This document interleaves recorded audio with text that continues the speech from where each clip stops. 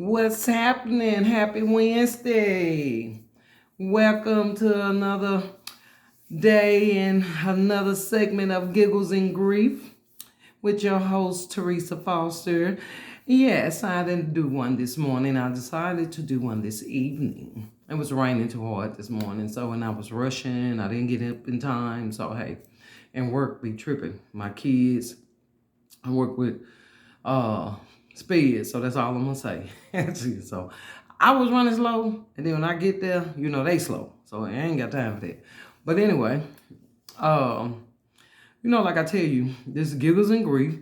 So along with that, when you grieving, some of the things you do when you're grieving is pretty much hilarious. So a lot of times and a lot of things that I did in the beginning when I lost my son, especially like the night I lost him, it was I look back, it was wild,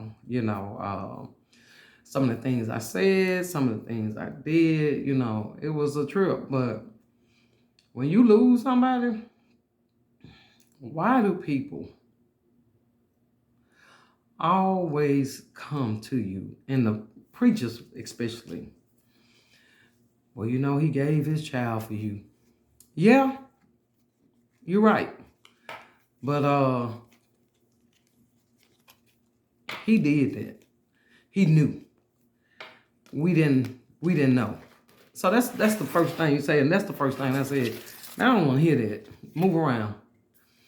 Cause I didn't tell him to do that, and I mean, he did that on his own. We didn't get a text, Instagram, a Facebook notification, or nothing. And I didn't agree to that. So, and that's the first thing you say. You don't want to hear nothing about church. You don't want to hear nothing about, hey, it's going to be. No, I don't want to hear none of that.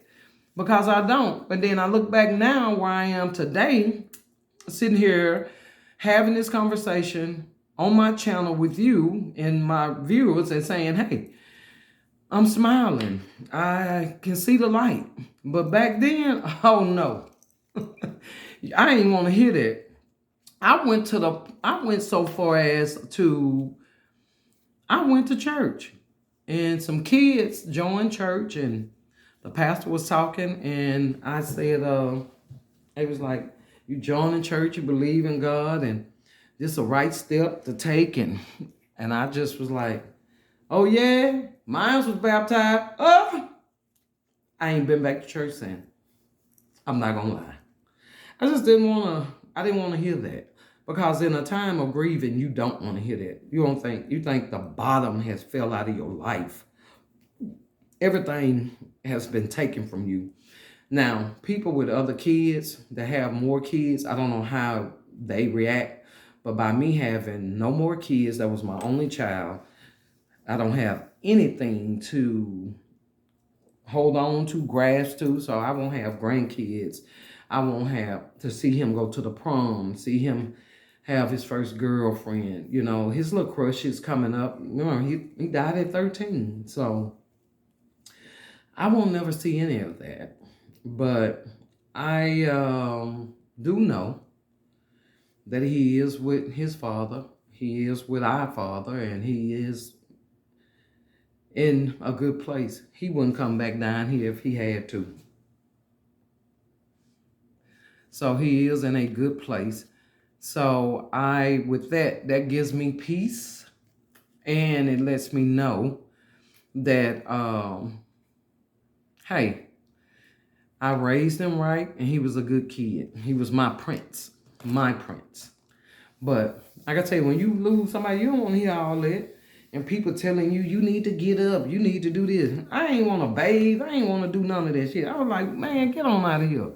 What I'm going to wash, what I'm going to bathe for? My life over with. I ain't bathing. Forget it. I don't want to do none of that. I ain't want to eat. I ain't want to do none of that. You just go through it. You don't want to do none of that. And I look back on that, I was like, man, none of that. You don't want to eat. You don't want to do none of that. What you gonna eat for? You mad at the world. You mad at the world. So you don't want to do none of that. You just like, hey, I don't want to do none of that. And football, I ain't want to look at no football. I ain't want Little League, none of that. I was trying to see how I could sue the airbag people, change the rules on football, everything. I mean, I'm still like that with football. I went to see my nephews play and a couple of his friends play, but I just really can't deal with football like I used to. And it's just not the same, but I just can't just sometimes get over the fact that he's not here. I can't get over the fact the conversation we used to have. I can't sometimes get over the fact that I want him and call me mother and how we used to play and the conversation we used to have. We used to have deep conversations, and it makes me further know that he was sent here to save my soul. But I went through some things, like I said, especially the night it happened. I told them people, I want to kill everybody that looked like this lady. And I want to kill myself. That man said, like, my sister came back there. She said, look, when you say you want to kill one more person and kill yourself, they going to put your ass in a mental hospital. And in Texas, ain't no telling when you going to get out. And you won't even get to see Oxford buried. And I'm like, when he came back in that door, I say, okay, sir, I don't mean that I'm just talking out of my head. I don't mean I'm just talking out of my head, because you don't. You're not going to harm yourself because you're a child of God. You know you will never see him again. But it's just things you go through. So, like I said, parents who grieve. Let your friends be there for you. Let them listen. And friends, don't be judgmental. Just shut up. They ain't asking you to fix nothing. They ain't asking you to comment up on nothing. Just shut up. They just be needing you to hear. They just vent. They ain't acting upon nothing. They just vent. Just shut up. They ain't asking you to fix nothing because you can't fix nothing, because you're not God. They most of the time just need an ear. Just want somebody to sound off on, just to listen. They ain't coming to you to fix no problem because you can't fix it. Once again, you are not God. So just shut up and just listen. When somebody done lost somebody, whether it's a child, mother, sibling, just listen. Just shut up. No one is trying to call you for you to fix nothing. People just won't, because you're going to go through your angry stage and you might say some things they might not like. But just shut up and listen.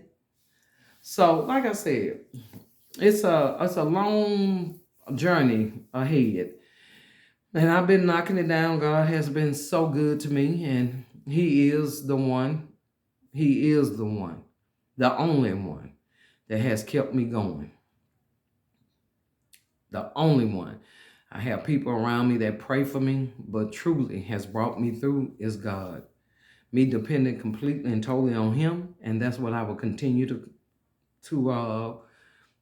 depend on, is him. Is him. So, like I said, thank you for tuning in with me. We are going to have a good journey.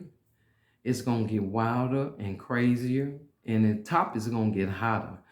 Even, like I said, my job is a trip. But hey, all I can say is this. I'm working in the sped department. So guess what? Maybe I might be able to sped myself. I don't know. But anyway, remember to live, love, and laugh. And always know, keep God in the head of everything that you do. And don't let man tell you nothing. Peace until tomorrow.